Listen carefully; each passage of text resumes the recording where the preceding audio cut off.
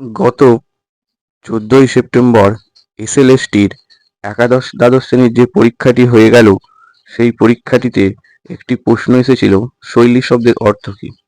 আমার মতে শৈলী শব্দের অর্থ রচনারীতি হওয়া উচিত।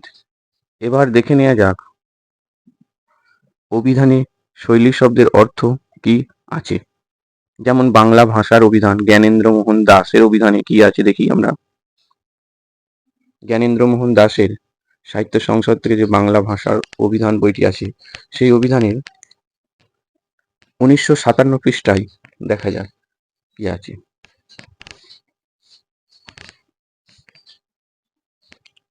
আচ্ছা, দেখো শৈলী শব্দের অর্থ আছে সদ্ব্যবহার, সদ্ভাব, রচনা কৌশল, রচনা রীতি বা ধারা, স্টাইল। দেখো রচনা রীতি বা ধারা, স্টাইল। বাংলা একাডেমির আধুনিক বাংলা অভিধানে কি আছে দেখি। বাংলা একাডেমির আধুনিক বাংলা অভিধান সম্পাদক জামিল চৌধুরীর বইতে আছে